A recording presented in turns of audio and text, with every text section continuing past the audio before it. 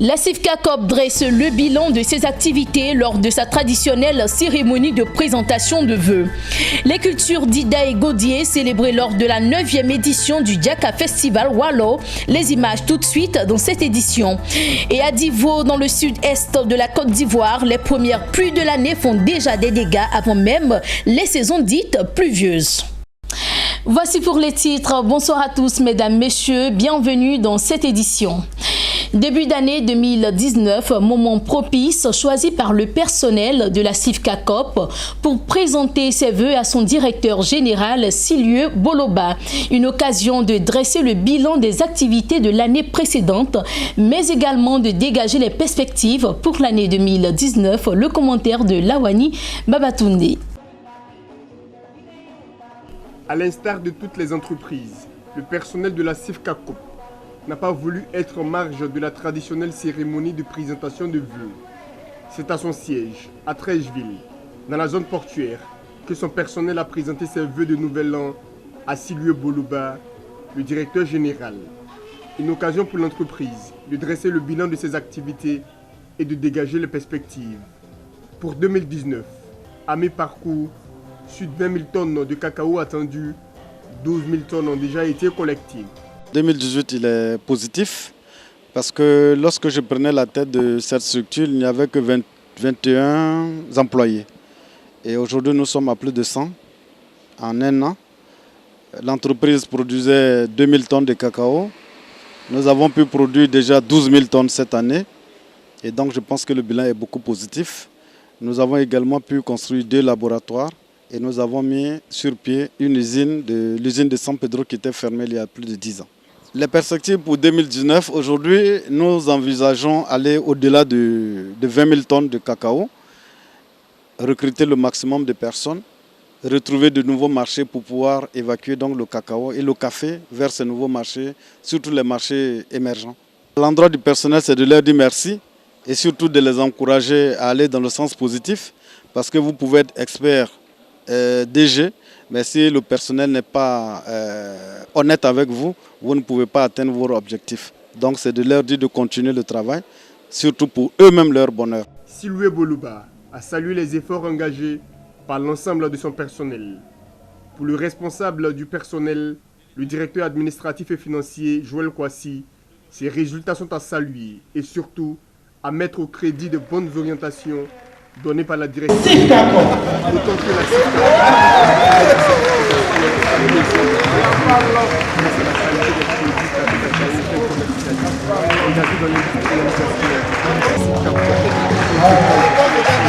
Merci beaucoup.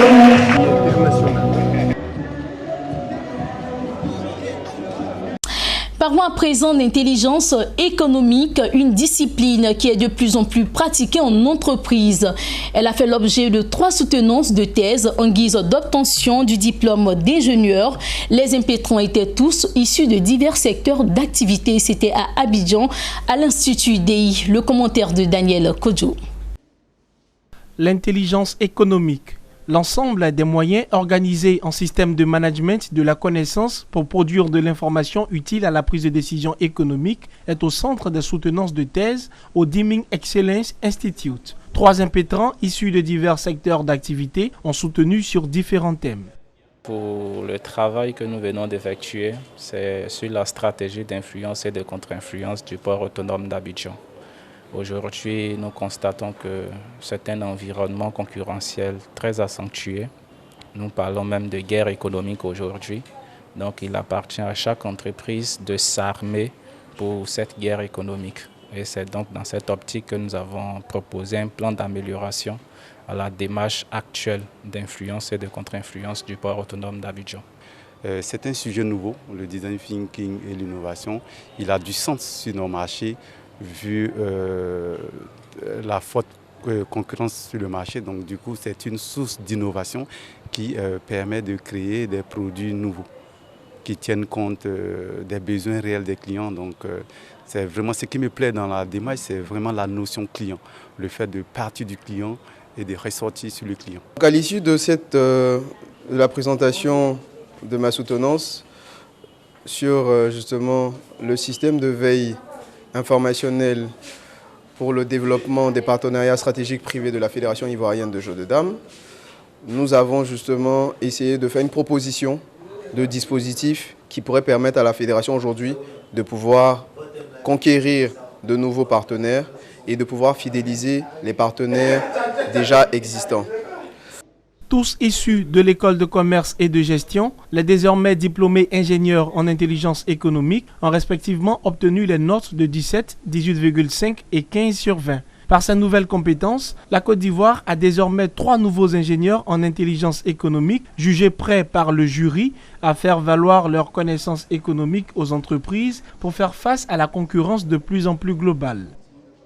Vous savez que l'intelligence économique est une discipline transversale qui vise à conférer aux entreprises davantage concurrentiels, décisifs, défendables et durables. Donc aujourd'hui, nous avons pour la Côte d'Ivoire 2 compétences nouvelles, enfin 3 compétences nouvelles qui vont donner leur appui, leur connaissance aux entreprises pour les aider à faire face à la guerre économique, qui est une guerre réelle, qui vont accompagner les entreprises à pouvoir se positionner par rapport à la concurrence qui est de plus en plus globale, mondiale et même locale. Nous sommes très fiers des résultats qu'ils ont obtenus et nous ne pouvons que leur souhaiter bon vent. À l'école de commerce et de gestion, le diplôme d'ingénieur en intelligence économique permet, entre autres étudiants, de mettre en place une politique de sécurité et de protection de l'information et d'être capable d'implanter et auditer un système d'intelligence économique dans une entreprise. Le GERDES Côte d'Ivoire, groupe d'études sur la démocratie et le développement économique et social, s'est prononcé sur le processus de recomposition de la commission électorale indépendante lors d'une conférence de presse tenue à Abidjan. Des propositions ont été faites pour éviter d'éventuels blocages à ce processus. Écoutons Souleymane Traoré, président du GERDES Afrique, section Côte d'Ivoire. En ce qui concerne la non-inclusivité et le mode opératoire de la réforme, que chacune des 3 composantes désigne elle-même un nombre identique de participants aux travaux d'un atelier de concertation. Cela lèvera sans nul doute toute controverse quant à la représentativité de la rencontre. Cet atelier de réflexion permettra de dissiper les inquiétudes liées à une éventuelle conduite unilatérale des débats par le gouvernement. En vertu des raisons évoquées plus haut, la réforme ne saurait se soustraire des impératifs d'arrimage du code électoral à la constitution de la 3e République par voie de conséquence. Et on parle de culture à présent. Le Diaka Festival Wallo, tribune d'expression des cultures d'Ida et Godié, a été lancé à Abidjan avec pour objectif de promouvoir le brassage artistique et culturel afin de célébrer la cohésion sociale, la paix mais surtout la réconciliation nationale. Mon désir Nascimento. La 9e édition du Diaka Festival Wallo va se tenir du 14 au 17 août 2019 au stade municipal de Divo. Et Anono, village Atchan du district d'Abidjan en Côte d'Ivoire, a été choisi pour abriter les cérémonies de lancement, une façon de sceller à nouveau les relations entre les peuples d'Ida, Godié et Atchan et assurer un véritable brassage culturel, artistique et une cohésion sociale. D'abord de rapprocher les cultures. C'est un brassage culturel. C'est un melting pot des peuples. C'est donc tisser des liens étroits. C'est donc faire le jumelage de cultures. C'est donc créer des partenariats avec les autres peuples. Pour Alessandre Raman Francis, commissaire général de Diaka Festival, cet événement répond à un besoin de se retrouver pour partager la joie, l'entraide entre les peuples d'Ida, Godié et Atchan. La 9e édition de Diaka Festival étant placée sous le signe de l'amour. Les seules périodes de retrouvailles étaient essentiellement autour des funérailles et nous avions estimé qu'il fallait inverser la tendance en permettant que les populations se retrouvent autour des événements festifs que nous avons dénommés Diaka Festival, à savoir la joie, célébrer la vie, l'allégresse. Mais en même temps, nous avons constaté que les gens n'allaient plus au village et que les langues étaient en perdition. et donc il fallait lutter contre l'acculturation. Les tableaux artistiques et culturels présentés lors de ce lancement créent déjà l'admiration d'une culture riche de ces danses. Les filles, j'ai voulu faire découvrir un petit peu cette culture, cette richesse et ces magnifiques costumes, et c'était vraiment un très beau spectacle. On a énormément apprécié, c'était magnifique. Voilà, merci la Côte d'Ivoire, merci Abidjan. Du côté des joies, c'est vrai, à tout moment on pleure, les funérailles, mais il y a des moments aussi de réjouissance. Donc le Jaka Festival, c'est une réjouissance pour nous. Mais je suis impressionnée, je ne m'attendais pas du tout à ça et ça me fait plaisir de découvrir une nouvelle culture qui est très différente de la France. Et tout le monde ici est souriant, accueillant et ça fait vraiment plaisir. Il est bon de noter que plusieurs activités dans le cadre de Jaka Festival Walo 2019 seront lancées, notamment dans la région de Guitry le 11 mai, le 9 août à Dougroulili à Lakota, avant la fatidique date du festival prévue pour le 14 août 2019 à Divo.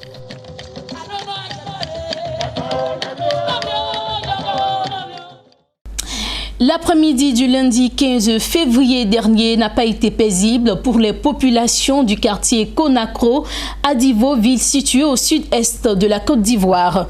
À peine les premières pluies abattues sur le quartier, l'on assiste à de nombreux dégâts. Des écoles, des édifices religieux et habitations ont vu leur toiture s'envoler. Le constat de Jonas Zakoki, commenté par Lawani Babatunde. Conakry à Divo, dans le sud-ouest de la Côte d'Ivoire, a essuyé les premières pluies de l'année. Des pluies de l'après-midi de ce vendredi 15 février ont causé des dégâts matériels. Toitures d'écoles, d'édifices religieux et de certaines habitations ont toutes été décoiffées.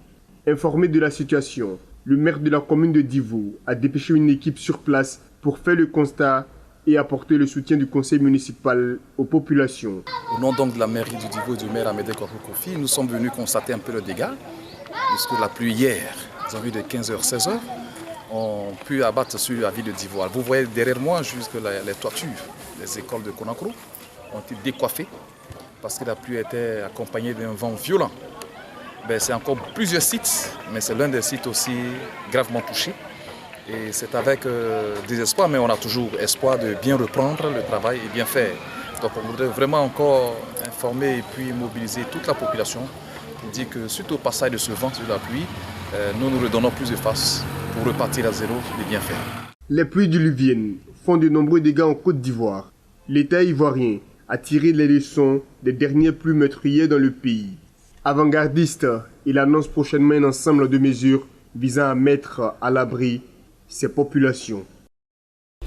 Et on parle de finances pour refermer cette édition. Un nouvel investissement est annoncé dans le secteur de la télécommunication en Afrique de l'Est. La société financière internationale accordera une ligne de crédit de 15 millions de dollars à Telco SA, un opérateur de télécom basé aux Comores.